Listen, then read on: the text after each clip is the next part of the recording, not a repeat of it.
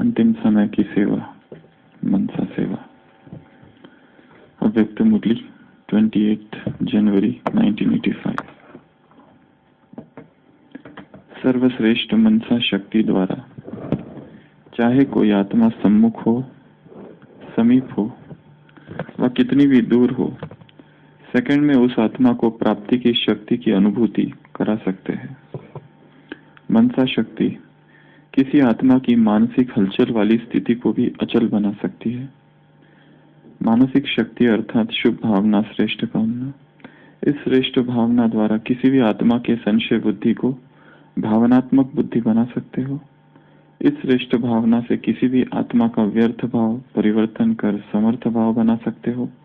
श्रेष्ठ भाव द्वारा किसी भी आत्मा के स्वभाव को बदल सकते हो। श्रेष्ठ भावना की शक्ति द्वारा आत्मा की भावना के फल की अनुभूति करा सकते हो।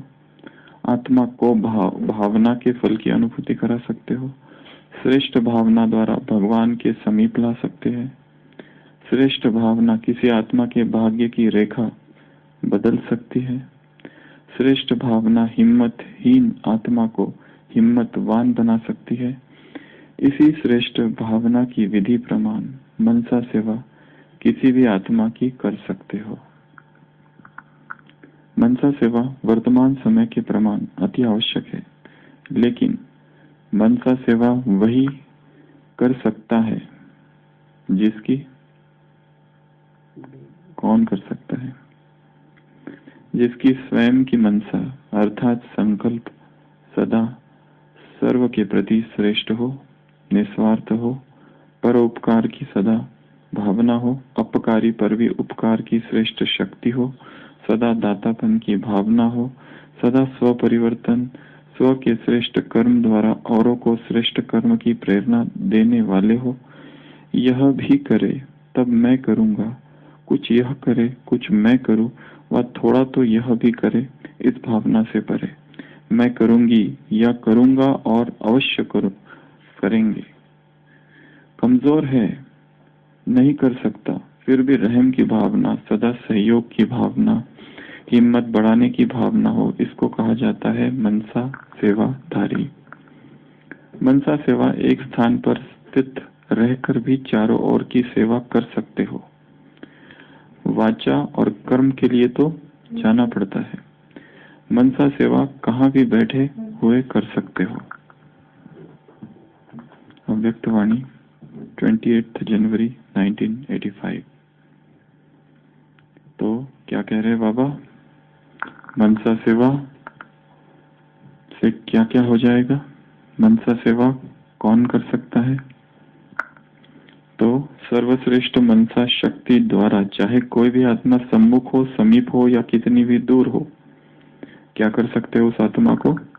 सेकंड में उस आत्मा को प्राप्ति की शक्ति की अनुभूति करा सकते हो। चाहे समीप हो चाहे दूर, उस आत्मा को प्राप्ति की अनुभूति और शक्ति की अनुभूति करा सकते हैं।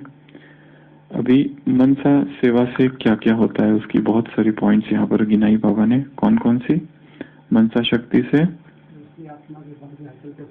दूसरे आत्मा के हलचल को शांत कर सकते हैं, व्यर्थ को समाप्त कर सकते हैं, हिम्मतहीन को हिम्मतवान बना सकते हैं, स्वभाव को बदल सकते हैं, और क्या कर सकते हैं मनसा शक्ति से?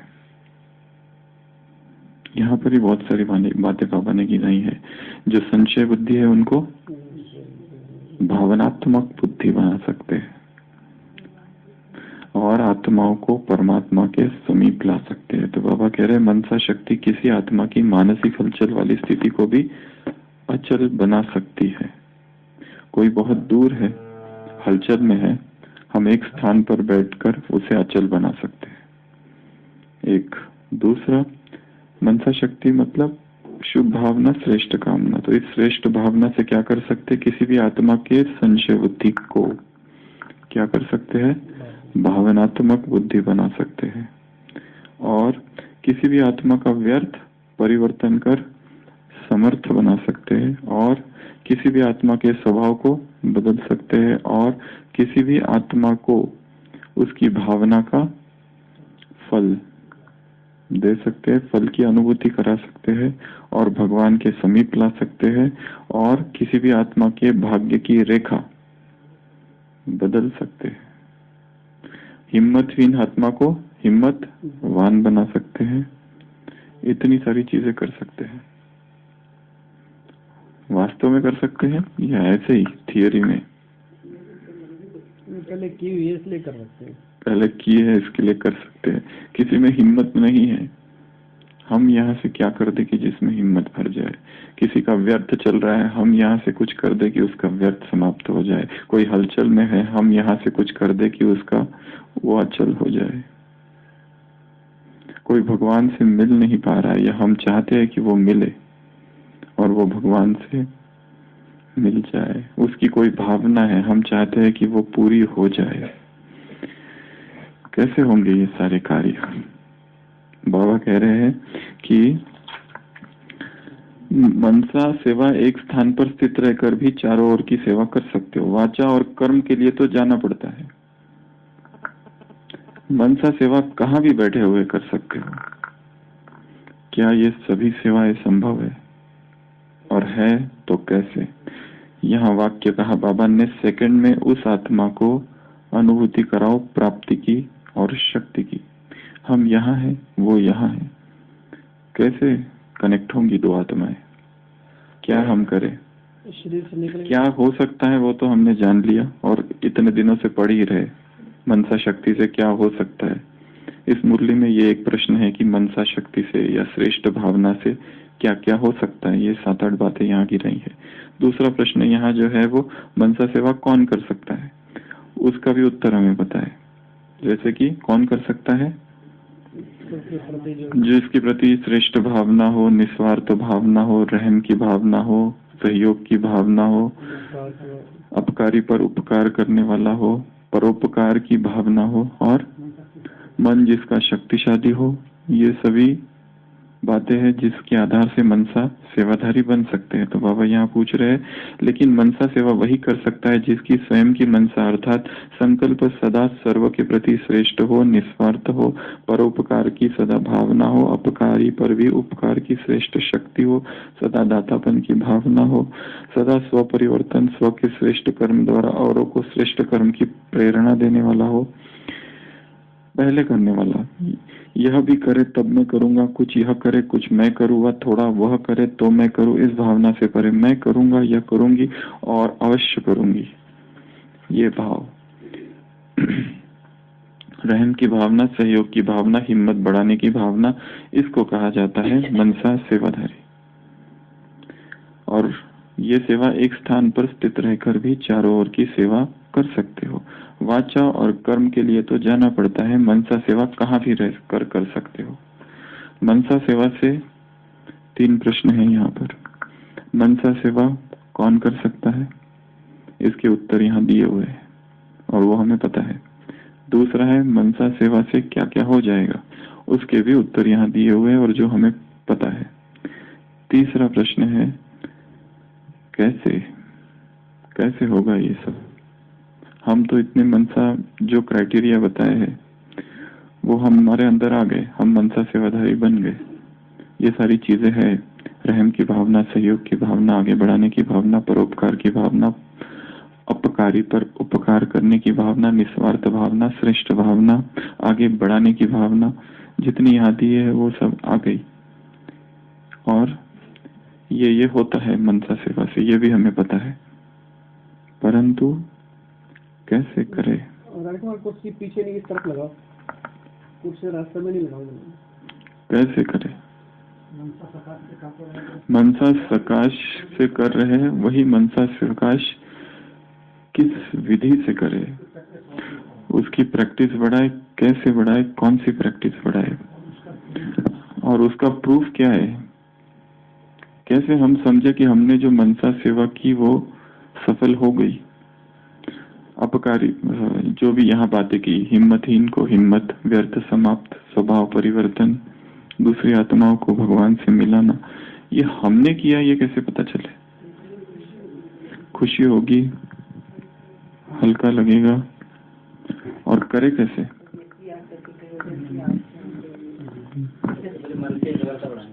मन की एकाग्रता बढ़ानी पड़ेगी। वो फिर भी क्राइटेरिया में जाता है कि ये चीजें चाहिए। विधि क्या है, मेथोडोलॉजी क्या करे। जैसे हम रोज यहाँ कमेंट्री कर रहे हैं, उसमें क्या क्या कर रहे हैं, कर तो रहे हैं, परंतु उसका फिर शब्दों में वर्णन कहाँ किया जा सकता है। एक तो इस लोक में स्थित होकर उन्हीं आत्माओं को इमर्ज करना, इसी लोक में, इसी देह में हम है, मैं आत्मा और मुझ आत्मा के सामने वो सभी आत्माएं हैं, एक सूक्ष्म वतन में। और तीसरा परम धाम में भी, जैसे कल धर्म स्थापक इमर्ज हो गए थे परम धाम में। हाँ तो तीनों ही स्थान पर ये कार्य किया जा सकता है। कैसे? एक तो उसकी विधि क्या है, कौन सी स्टेप्स उसमें हम कह सकते हैं, जिसकी हमने काफी बार चर्चा की है। फिर भी सबसे पहले तो, इससे पहले कि हम दूसरी आत्माओं को सकाश दें, फर्स्ट स्टेप उसकी है हम स्वयं समान में स्थित हो जाए, हम स्वयं श्रेष्ठ स्थिति में स्थित हो जाए।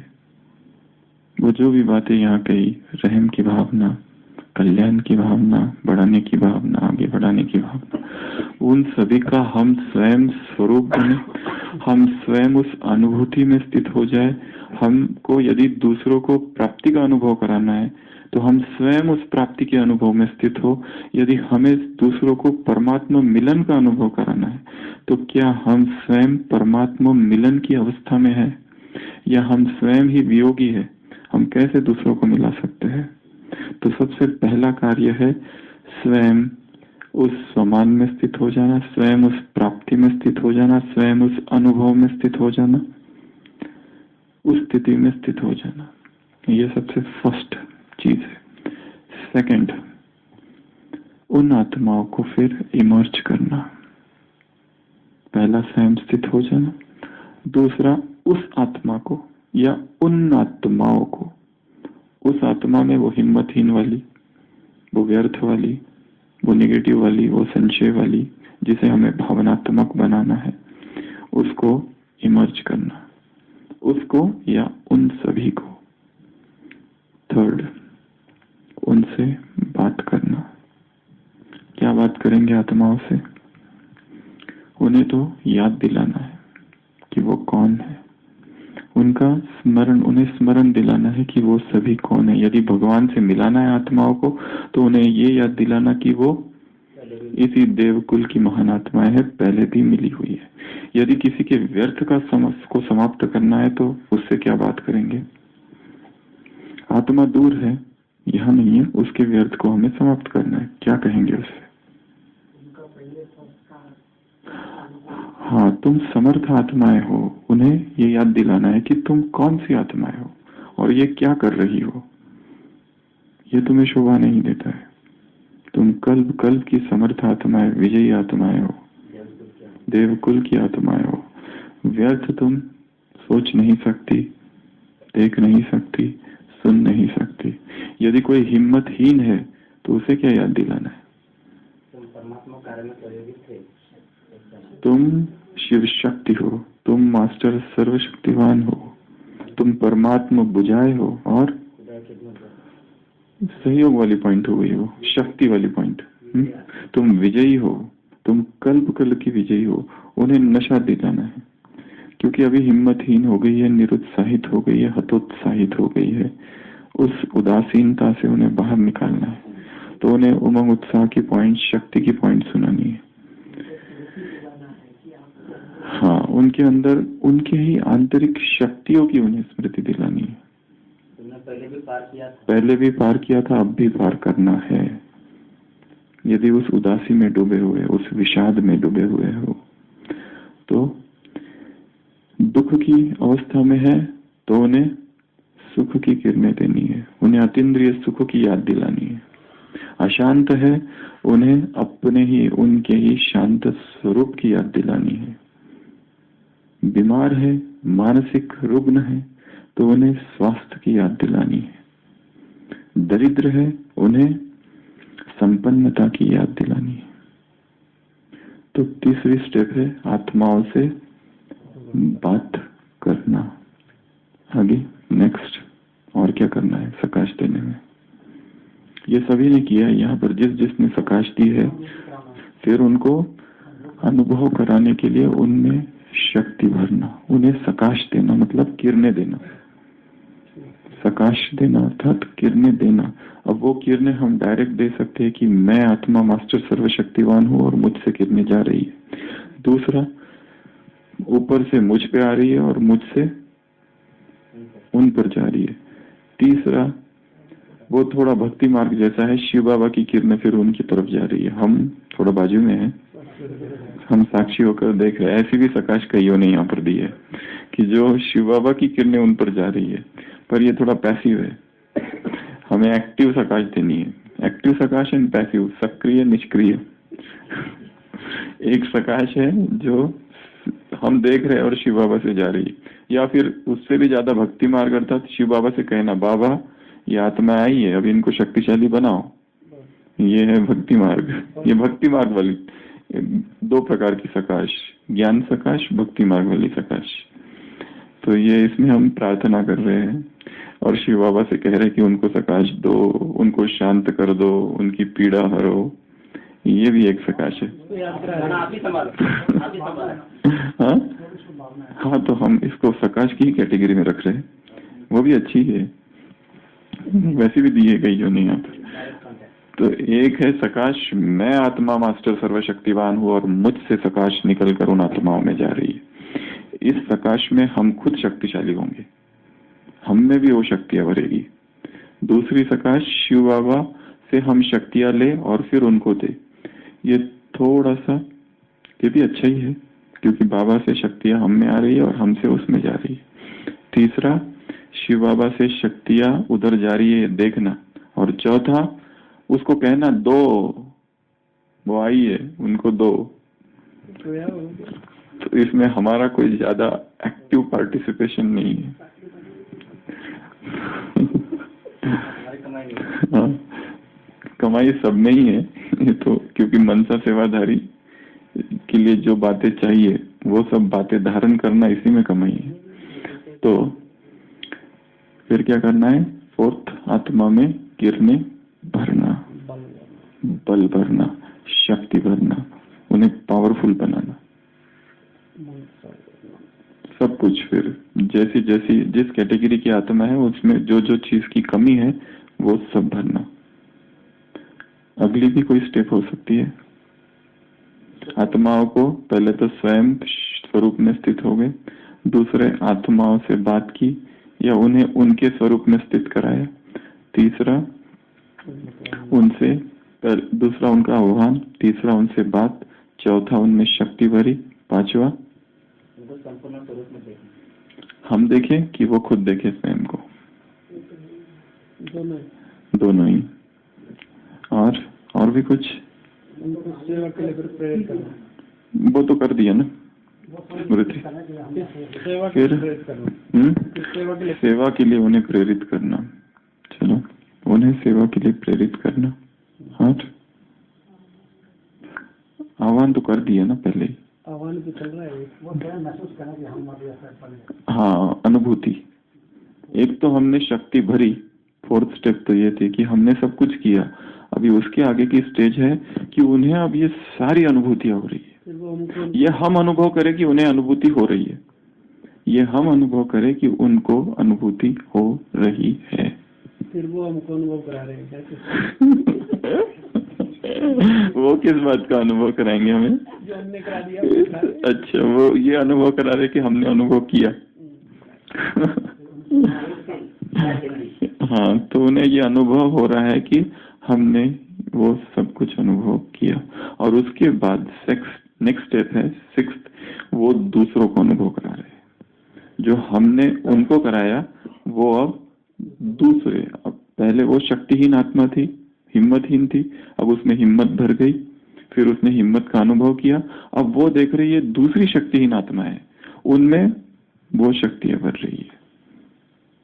ये इस तरह से मनसा सेवा करनी है।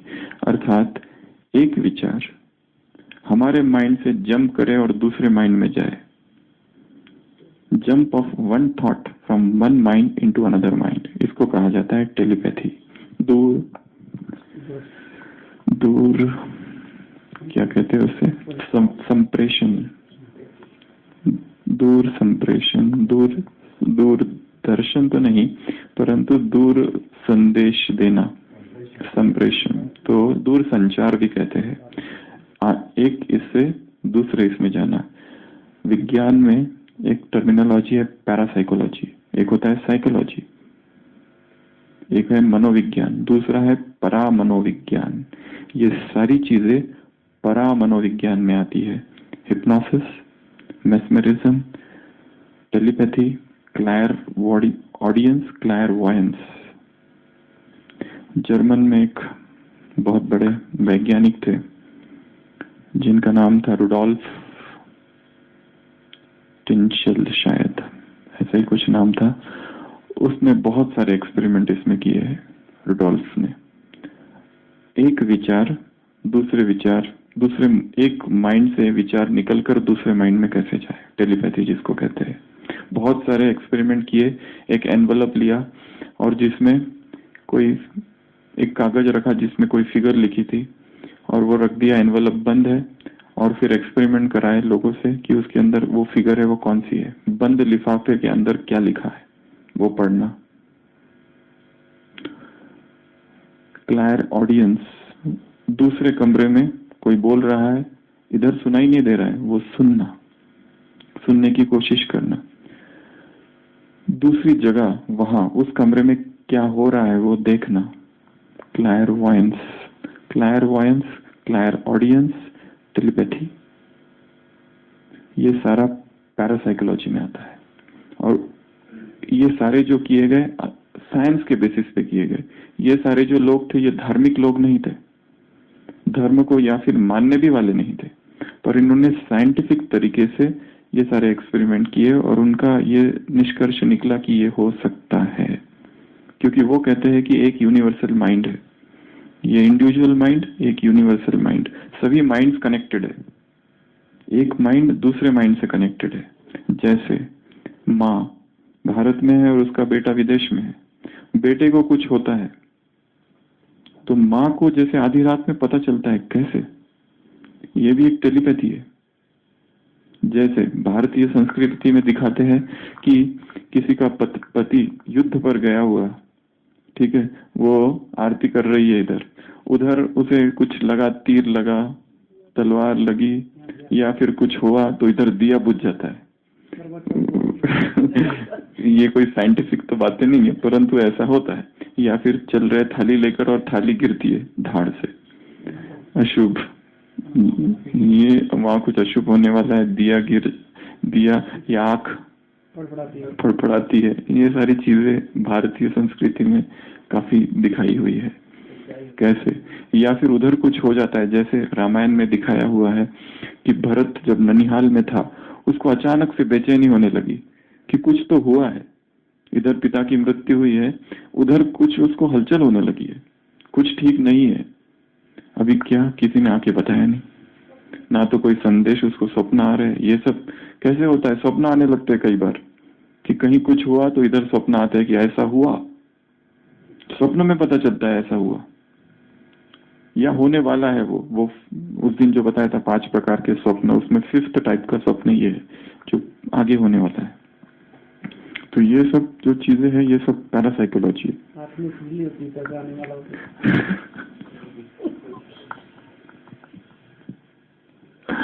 तो ये हो सकता है, पर इसमें उतनी जबरदस्त एक, अगर ये अध्यात्म के मार्ग में, तो पतंजलि ने इसे मार्ग में बाधा कहा है। वास्तव में ये सब सिद्धियां कहा जाता है। योगी जो भी योग साधना करेगा उसे बहुत सारी सिद्धियां मिलती है, अष्ट सिद्धियां, बड़ा हो जाना, छोटा हो जाना, महिमा, अनिमा, ये सारी जो सिद्धियां है, जो चाहिए वो प्राप्त कर लेना, परकाया प्रवेश करना, मुर्दे को जिंदा करना, संजीवनी विद्या, ये सारी विद्याएं हैं, ये अष्ट सिद्धियां है।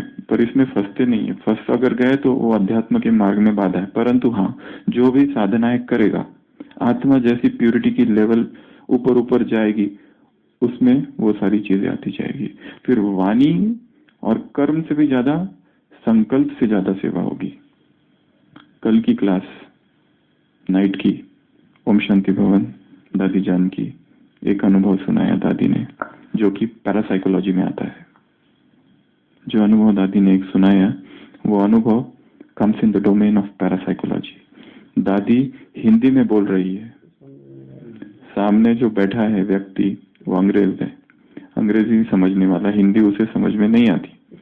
दादी ने पूछा कि क्या तुम्हें मैं जो कह रही हूँ समझ में आ रहा है? वो कहता है मैं तुमको समझता हूँ, तेरे को समझता हूँ, दादी के शब्दों में, कि अभी उसको समझ में कुछ भी नहीं आ रहा है, क्योंकि बोला हिंदी में जा रहा है, उसको हिंदी समझ में नहीं आता और ऐसे ऐसे कर रहा है। दादी ने कहा ना, ऐसे ऐसे मुंडी हिला रहा है, मैं तेरे को समझता हूँ। ये जो तेरे को समझना है इज पैरासाइकोलॉजी। महावीर जैन धर्म के संस्थापक 12 साल तक मौन रहे, संपूर्ण मौन। जब उस मौन से निकले बाहर, पाया कि भाषा भूल चुके हैं। वो सब कुछ इरेडिकेट, जैसे समाप्त हो गया, इरेज हो गया है पूरा। पता ही नहीं उन्हें भाषा के शब्द ज्ञान क्या है, कैसे बोलना, वो इतना भूल गए। ऐसी वो गहन साधना थी। 12 साल में कम से कम खाली 300 ही दिन उन्होंने भोजन किया होगा, और 12 साल का वो मौन। उसके बाद में उन्होंने जो शिष्य एकत्र हुए, कहते हैं कि उन्होंने कुछ बोला नहीं, परंतु उनके वाइब्स, उनके वाइब्रेशंस ही उन शिष्य तक पहुंच जाते थे, और शिष्य वो समझ जाते थे कि जो उनके मन में है। उसका प्रमाण क्या? पर उन हर एक शिष्य ने वही समझा जो वो चाहते थे। उसका प्रमाण ये था कि हर एक ने हर जगह जाकर, अलग अलग जाकर वही संदेश दिया जो वो चाहते थे, और वो हर संदेश समान था। यही प्रमाण है कि उन शिष्यों ने वही समझा जो उनके मन में था। हाउ ही डिड, उन्होंने अपने संकल्पों को, अपने मन के विचारों को ट्रांसफर किया टेलीपैथी से, जैसे उनने उन शिष्यों को, और उन शिष्यों ने वैसे ही पकड़ा जो अपने माइंड के फ्रीक्वेंसी, वाइब्रेशंस, वेवलेंथ वहां तक लेके गए जहां तक उनका माइंड, वेवलेंथ और फ्रीक्वेंसी थी। ये दोनों ही फ्रीक्वेंसी जहां मैच कर गई, वहां फिर वाइब्रेशंस पहुंचते, और फिर जिसकी जो भाषा है वहां वो भाषा में रूपांतरण होते, वाइब्रेशंस। जैसे 5 बच्चे हैं बाबा के, एक रशियन में बाबा को याद कर रहा है, एक मराठी में, एक गुजराती में, एक तमिल में, एक कन्नड़ में, एक मलयालम में, एक इंग्लिश में बाबा से रूरयान कर रहे, अलग अलग जगह बैठकर। बाबा को ये सारी भाषा पता है क्या? बाबा तक का क्या पहुंच रहा है? एक कह रहा है बाबा मैं आपको बहुत याद करता हूँ, रशियन में कह रहा है, कन्नड़ में कह रहा है, उर्दू में कह रहा है, किसी में कह रहा है, किसी में कह रहा है, अलग अलग भाषाओं में बाबा को याद कर रहे। बाबा है परम धाम में, निर्वाण, आवाज से परे। ये क्या हो रहा है? पहुंच कैसे रहा है? क्या पहुंच रहा है? वाइब्रेशंस। ये भाषाएं सूक्ष्म वतन से ही पहले, जैसे कि दे कन्वर्ट इनटू वाइब्रेशंस, और वाइब्रेशंस उस तक पहुंचते, भाषा थोड़ी पहुंचती है। इसके लिए वो ये नहीं देखता है how much one is rhetoric, कितना कोई वाक्पटु है उससे उसकी याद जल्दी पहुंच जाए, ऐसा कोई लेना देना ही नहीं है। वो तो तोतली भाषा बोलने वाली, और जिसको हिंदी भी नहीं आती है, आधी हिंदी आधी कुछ बोलने वाली भाषा भी, वो भावना उस तक पहुंचती है।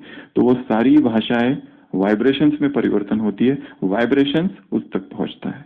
इसके लिए भाषा से भी ज्यादा भावना महत्वपूर्ण है। तो महावीर ने जो कुछ उसने कहा नहीं, पर उसकी जो स्थिति थी इतनी श्रेष्ठ थी, इतना लंबे समय का वो मौन और वो साधना और वो देहभान से परे की स्थिति, पता ही नहीं देह को क्या करना है, पानी देना है, ये देना है। वो इतनी लंबी अवस्था में उसमें रहे कि उसके बाद में क्या वो ट्रांसफर हुआ वाइब्रेशंस, और फिर शिष्यों ने अपनी अपनी बुद्धि अनुसार उसको फैलाया। पर जो फैलाया वो वही था जो उन्होंने कहा, जो फर्स्ट जनरेशन थी शिष्यों की। वैसे ही एक दूसरे एक व्यक्ति हुए भारत में जिनका नाम था मेहर बाबा, सुना होगा। मेहराबाद है महाराष्ट्र में, अहमदनगर में मेहराबाद। 1925 से मौन धारण किया, 1969 तक, 31 जनवरी शायद 31 जनवरी 1969 तक मौन अवस्था में रहे, साइलेंस। जो कुछ कम्युनिकेशन किया मौन से किया। हर बार अनाउंसमेंट तो हुई कि अभी इस तारीख से बोलने चालू करेंगे, पर वो तारीख जब आई पोस्टपोन हो गई तारीख, कभी बोला ही नहीं। जो कुछ कार्य किया वो सब मौन। उनका एक शिष्य था इदी ईरानी, वो खुद भी पारसी थे वैसे तो। 5 मास्टर्स मस्त जिनको वो कहते हैं, उनके जो 5 गुरु थे मस्त, उसमें वो दिखाते हैं कि उसके शिष्य ने, उन्होंने जो कुछ कहा वो शिष्य ने लिखा, उनके शिष्य ने जो प्रमुख शिष्य था, पर उन्होंने कुछ कहा ही नहीं। उसने वो लिखा जो उन्होंने कहा ही नहीं, परंतु उन्होंने वही लिखा जो वो चाहते थे। ये जो ट्रांसफर हुआ मेहर बाबा और उनके शिष्य इदी ईरानी, दिस वॉज थ्रू टेलीपैथी। अर्थात हम जो भी संकल्प करें, यदि हमारी मन की स्थिति इतनी श्रेष्ठ है तो वो वाइब्रेशंस उस आत्मा तक पहुंचेंगे। हम कितने एकाग्र है उसके ऊपर भी वो डिपेंड करता है। यदि हमारी बुद्धि बिखरी हुई है तो वो पहुंचेगा नहीं। इसके लिए हमारा अमृत वेले का योग, हम रोज आत्माओं को इमर्ज करते, सकाश देते, पर होता कुछ नहीं। क्यों? हम चाहते किसी के बुद्धि का ताला खुले, पति पत्नी बच्चे बहू कोई भी, पर खुलता नहीं। खुल रहा होगा धीरे धीरे। वो तो अच्छी बात है, परंतु हम एकाग्र कम है। एकाग्रता जितनी बढ़ेगी, the powers of the mind are like the rays of the sun, the more focus they are, the more illumine they become. Vivekananda ने कहा है, मन की शक्ति या सूर्य की किरणों की तरह है, जितनी ही वो केंद्रीभूत होगी उतना ही वो उनमें चमक आएगी। क्योंकि मन बिखरा हुआ है। सोचो, हम जैसे कल जो कहानी सुनाई थी, उसके मन में एक ही संकल्प था, उस व्यक्ति के मन में जो किताब पढ़ते हुए क्या है, वैसा मन एकाग्र हो जाए और उस एकाग्रता की अवस्था में हम किसी को सकाश दे तो वो पहुंचेगी उस तक। तो उस फ्रीक्वेंसी, उस वेवलेंथ, उस वाइब्रेशंस में मन को ले जाना है, उसमें स्थित करना है और स्वतः ही वो उस आत्मा तक पहुंचेगी। तो ये है विधि जिसको कहेंगे मनसा सेवा। अभी हमारे पास थोड़ा समय है। वैसे तो आज अव्यक्त मुरली का दिन था, परंतु श्रद्धा बहन को अर्जेंट कहीं जाना पड़ा। जब कर्तव्य पुकारता है तो सब कुछ गौन है। तो हमारे बीच आज ऐसी एक महान योगी पानीपत सेवा केंद्र से सुनीता बहन जी हमारे पास है। तो हम उनसे अनुरोध करेंगे कि हम सभी नन्हे मुन्ने पुरुषार्थियों के लिए कुछ आशीर्वचन कहे या प्रेरणादायी शब्द कहे। सुनीता बहन जी।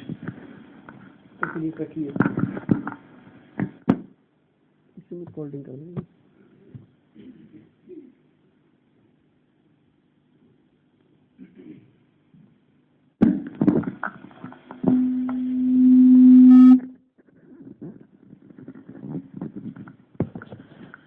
ओम शांति। अगर सभी बोलेंगे तो ज्यादा अच्छा लगेगा। ओम शांति। ओम शांति। हम सबको बाबा ने बहुत अच्छा चांस दिया यहाँ पे, बहुत अच्छी बातें सीखने का। और मुझे लगता है कि ब्राह्मण जीवन में हमारी जो सीखने की भावना है बहुत प्रबल होनी चाहिए। कभी कभी चलते चलते कहीं को ये लगता है कि हमें सब कुछ आता है।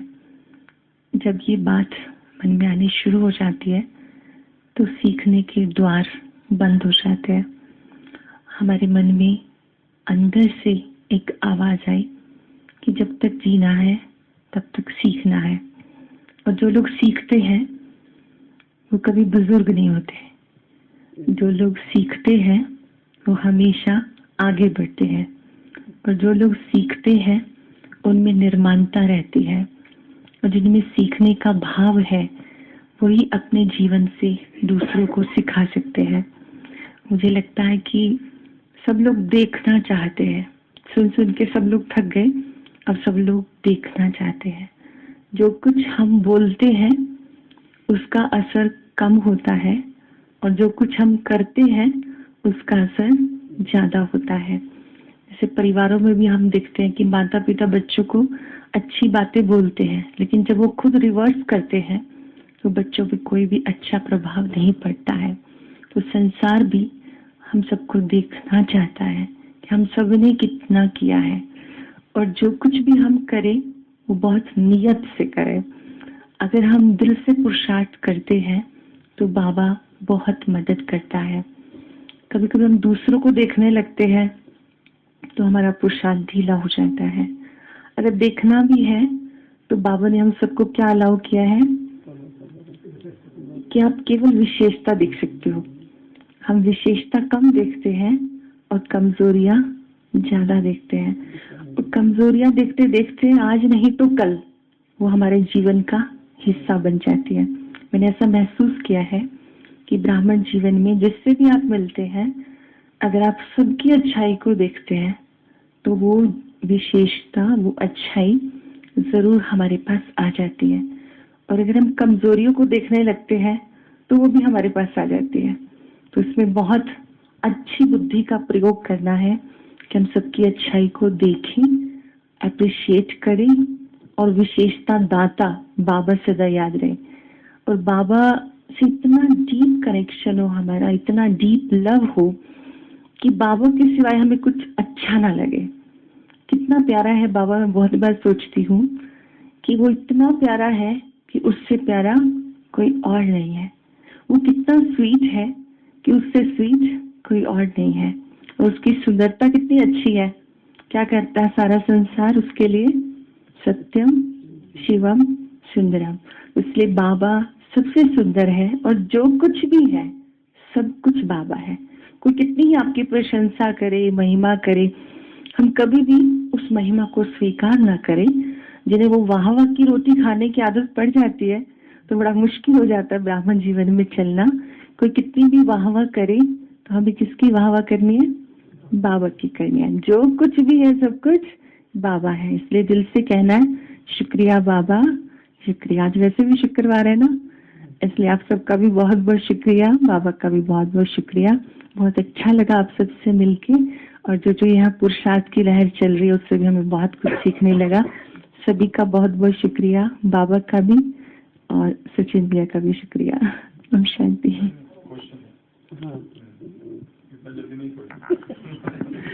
यस। कितने साल हो गए ज्ञान में आप? ज्ञान में मैं बचपन से हूँ। बचपन से? बचपन से 31 ईयर से। अच्छा 30, मानो आपकी 31 एज हुई है अभी। ज्ञान की आयु 31, सेंटर पे 25 ईयर्स। अच्छा 25 साल। और योग में? योग में तब से ही? योग की लगन मुझे बचपन से थी, बहुत अच्छी। मतलब मुझे बाबा ही सबसे अच्छा लगता है। कैसे लगा आपको पता कि मुझे बाबा अच्छा लगता है? बाबा ही अच्छा लगा। मतलब बाबा की जो पहचान मिली तो उससे जो संबंध जुड़ा और बाबा का साथ मिला कदम कदम पे। मतलब लौकिक पढ़ाई में, अलौकिक पढ़ाई में बाबा का जो साथ मिला, प्राप्तियां हुई, तो उससे बाबा अच्छा लगा। सेंटर पे जो आप जिस प्रकार का आपका पुरुषार्थ का वातावरण है उसके बारे में कुछ बताइए। क्या पुरुषार्थ करते हैं और सारे स्टूडेंट्स आपके जो है वो किस तरह से पुरुषार्थ करते हैं? सेंटर पे मेरे साथ 7 सिस्टर्स हैं मुझे छोड़ के, और सारा ग्रुप बहुत ही अच्छा है। जितना भी ग्रुप है सभी का एक लक्ष्य है कि अमृत वेला अच्छे से बैठना है। सोना नहीं है योग में। बहुत से लोग योग करते हैं और सोते हैं, तो एक लक्ष्य होता है कि अलर्ट होकर के बैठना है। अगर किसी को नींद करनी है तो वो सो सकता है, बट योग में नहीं सोना है। वो रेस्ट करके फिर आके बैठे। जो योग करना है वो बहुत क्वालिटी वाला योग करना है। तो वहाँ सेंटर पे आसपास वाले भाई बहने भी आते हैं और सारी बहनें भी बैठती हैं, और 4 से 5 अमृत वेला। तो वो समय बहुत ही अच्छा लगता है। ऐसा लगता है कि संगम युग का सबसे खूबसूरत समय अमृत वेला। और सचमुच बाबा हम सबको शक्ति से भरपूर करता है और प्यार बांटता है। वो बहुत ही सुंदर लगता है। तो उसमें बहनें भी बैठती हैं और जो आसपास वाले हैं वो भी सब बैठते हैं। और मुरली में भी बीच बीच में कुछ विशेष लक्ष्य दिया जाता है। जैसे भी यहाँ पर आने से पहले 40 दिन का योग था, दशहरा था ना, तो वहाँ पर ऐसा सिस्टम है कि हनुमान वगैरह बनते हैं तो 40 दिन का चलता है, तो 40 दिन का योग था। तो उसमें सबको 40 मिनट योग करना था और अटेंडेंस पहले लगती थी और सब टाइम पे आते थे। 40 दिन में 40 मिनट? नहीं, पहले 40 मिनट, मुरली से पहले। वैसे तो होता ही है, हर रोज रूटीन में होता है, तो कोई 6 बजे आ रहा है, कोई 6:15 आ रहा है, पर इसमें हार्ड एंड फास्ट रूल था कि 6 मतलब 6 और 6:40 पे ही लाइट होगी और पहले पीछे वाली मुरली रिपीट होगी, जो भी बाबा ने हम सबको पहले होमवर्क दिया। जैसे संडे वाली मुरली तो उसके क्वेश्चन आंसर निकाले जाते हैं, वो पूछे जाते हैं, और रूटीन वाली मुरली जो मुरली सुनाएगा वही रिपीट कराएगा उसके क्वेश्चन आंसर। और कोई भी एक अभ्यास हर रोज दिया जाता है और किसने किया वो भी पूछा जाता है। जैसे एक स्वमान दिया कि आज सबको आत्मिक दृष्टि से देखना है, तो कैसा लगा आपको, ऐसा करके किसने किया। ऐसे छोटे छोटे पुरुषार्थ किए जाते हैं जो सब कर सकते हैं। और संध्या काल में सब मिलकर योग करते हैं 6:30 से 7:30। फिर रात को हमारा जो अपना बहनों का ग्रुप है वो सब बैठेंगे और मुरली रिपीट करेंगे। मतलब ये नियम ही रखा हुआ है कि सबको आधा घंटा बैठना है, पहले मुरली रिपीट करनी है, फिर उसके बाद सबको अपना चार्ट लिखना है और अगले दिन की प्लानिंग करके सोना है। और जो भी है जैसा भी है, सबने प्यार से एक दूसरे को स्वीकार किया है और सब बहुत प्यार से सेवा करते हैं। अगर किसी को कुछ दिक्कत है तो एक दूसरे को बहुत हेल्प करते हैं। रोज सुबह की क्लास में आने वाले कितने होंगे? 250 के आसपास होंगे। थर्सडे को ज्यादा होते हैं, बाकी इस टीम में तो इतने होते हैं। सेंटर पे माया किस किस रूप में आती है? पता चल रहा है। कभी कभी लगता है कि कोई किसी के संग के रंग में आ गए और ज्ञान योग में ढीले हो गए, जैसे मुरली में अलबेले हो गए, योग में अलबेले हो गए, तो इस रूप में भी माया आती है। बीमारी तो हिसाब किताब है। और कोई ज्ञान छोड़ के चले जाते हैं, इस रूप में भी माया आती है। और अगर कोई उनको समझाता है तो लौट के भी आ जाते हैं। ऐसे बहुत छोटे छोटे रूप में, नए नए रूप में आती है। कोई किसी से कंपटीशन करने लगते हैं। जैसे मान लीजिए सेवा का प्रोग्राम है तो कहीं वो लगता है उसको सेवा मिली, मुझे नहीं मिली, ऐसे छोटी छोटी चीजें आ जाती हैं। तो हम कोशिश करते हैं कि सबको जब सेवा का प्रोग्राम भी दिया जाता है तो उसके साथ साथ योग जरूर करना है। योग करके ही सेवा करनी है, केवल सेवा नहीं, लेकिन पहले योग युक्त होकर फिर सेवा करनी है। यहाँ हम क्या नवीनता करें इसके बारे में? यहाँ पे तो सब कुछ न्यूनेस ही लग रही है, सब क्रिएटिव है। दिख रहा है ऐसे आपको नवीनता, आपको दिख रहा है स्क्रीन, आप और क्या एडिटिंग कर? कमेंट्री वाला भी बड़ा अच्छा लगा कि कोई ना कोई कराता है और मुरली का रिपीट करना भी अच्छा लगा। यहाँ पे तो सब कुछ परफेक्शन वाला लग रहा है। आप क्या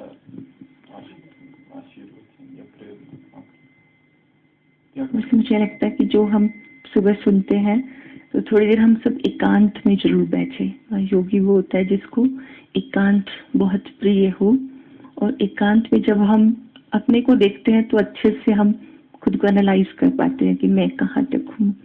दूसरे को देखना इजी है, quite difficult to see self. अपने आप को देखने के लिए थोड़ा सा पुरुषार्थ की आवश्यकता होती है। तो वो एकांत में एक मिरर सामने आ जाता है कि मैं कैसा हूँ। और किसी को कुछ पूछना? कौन सी बात आपको एक टर्निंग पॉइंट बनी जीवन बदल दिया जिसने? बचपन से मुझे लगता है बाबा ने मुझे पसंद कर लिया। क्योंकि मुझे लौकिक में शुरू से ही, लौकिक परिवार भी बहुत बहुत अच्छा, और वो सब ज्ञान में चलने वाले, कोई ऐसी मेहनत नहीं करनी पड़ी। और ज्ञान में मतलब लौकिक की तरफ से मुझे कोई ऐसी परीक्षा ही नहीं आई, और अलौकिक में भी सब कुछ बहुत अच्छा रहा। लेकिन चलते चलते बहुत सारी turning point in the sense जहाँ एक धक्का लगा तो यही करना है। बस एक संकल्प था कि सब कुछ करके, मतलब लौकिक पढ़ाई पढ़ के ईश्वरीय सेवा करनी है। मतलब एक जॉब का भी आकर्षण थोड़ा सा आ रहा था कि सबका बहुत जोर था कि आप जॉब करें, लेकिन मुझे था कि नहीं, मुझे पढ़ना और ईश्वरीय सेवा करनी है। तो इस संकल्प से ही मन मुड़ गया कि वो जॉब से ये सेवा ज्यादा अच्छी है। जैसे कॉलेज की ऑफर थी कि आप यहाँ पर पढ़ाएं, तो मुझे लगता था कि वहां से भी मेरा मन तो इधर ही रहेगा, और वहां से हमने सब कुछ लिया, वरना वहां से हमें आमदनी मिली और टाइम हमने यहाँ लगाया, छोड़ छोड़ के हम यहाँ आए, तो हमने धन तो वहां से लिया और टाइम की चोरी वहां से कर ली, तो ये अच्छी बात नहीं होगी। जो करना है वो अच्छे से करना है और क्वालिटी वाला करना है। तो ये चीज मन को वहां से हटा के यहाँ लिया है। घर में सब ज्ञान, घर में सब ज्ञान में लगभग। आपको दोनों, हाँ जी, हाँ जी, लौकिक ज्ञान में चलाने के निमित्त सरला दीदी, बड़े दीदी हैं हमारे, बहुत ही अच्छी, उनसे मैंने बहुत कुछ सीखा। राखी बहन बहुत अच्छी गायिका है और इनकी लर्निंग नेचर भी बहुत बहुत अच्छी है। उनके साथ है इनका साथ देने वाले नेहा बहन, एक बहन तो नहीं आई है, संगत देने वाले स्नेहा है। इधर आ जाओ आप। बहन जी बराबर सीट खाली है।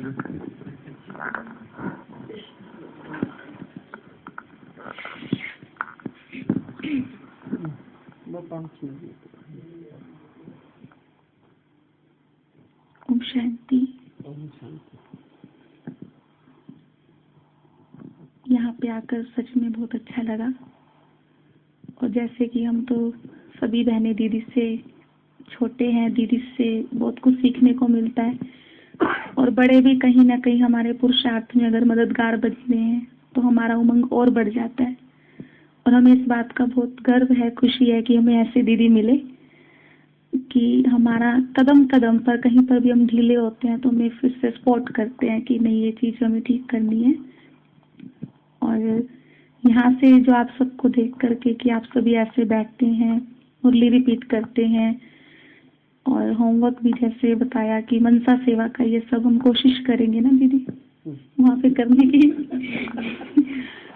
मतलब मुरली क्लास तो 3 टाइम चलती है, लेकिन इस तरह से नहीं कि हम सभी विशेष अव्यक्त मुरली के ऊपर कुछ अध्ययन करें। तो दीदी से बात भी चल रही थी हॉस्पिटल में कि ये चीज़ हो जाए तो बहुत अच्छा रहेगा। तो ऐसी कोशिश है कि हम सब वहाँ पे जाके ऐसा नवीनता करें। इसमें गीत, क्योंकि आज शुक्रवार का दिन है और बाबा को शुक्रिया करना है, तो वो गीत मैं आपके सामने रखती हूँ। साकार बाबा के मुरलियों में आता है अक्सर करके।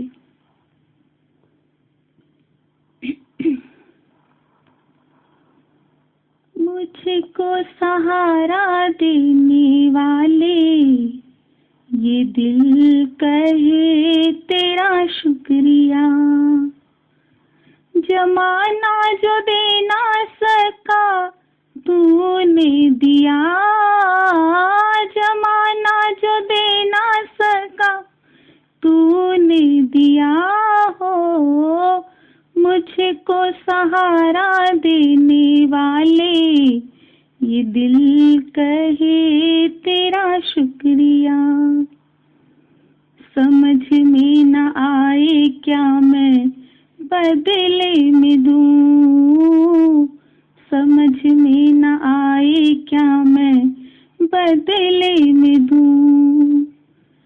तमन्ना यही है तेरी बन के रहूं, तमन्ना यही है तेरी बन के रहूं।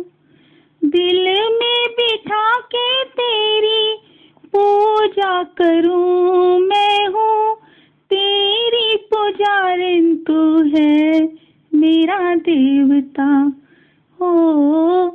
मुझको सहारा देने वाले, ये दिल कहे तेरा शुक्रिया। ये लास्ट लाइन अगर आप सभी साथ में गाएंगे मिलके 2 बार तो बहुत अच्छा लगेगा।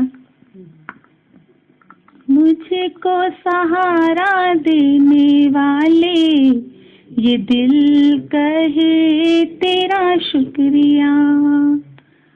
मुझको सहारा देने वाले, ये दिल कहे तेरा शुक्रिया।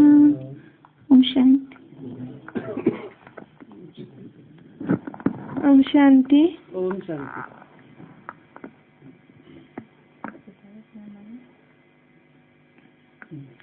मेरा नाम स्नेहा बहन है और मैं ज्ञान में लगभग 6 साल से हूँ। परिवार वाले भी सभी ज्ञान में, मम्मी पापा, और मेरी बड़ी बहन है जो सेंटर पर ही रहते हैं। भी टॉप किया अभी जो बीमारियों की ट्रेनिंग हुई थी ना।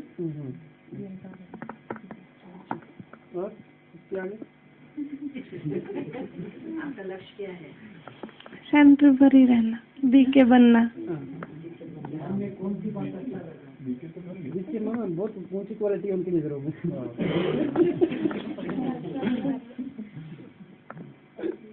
ओम शांति। ओम शांति।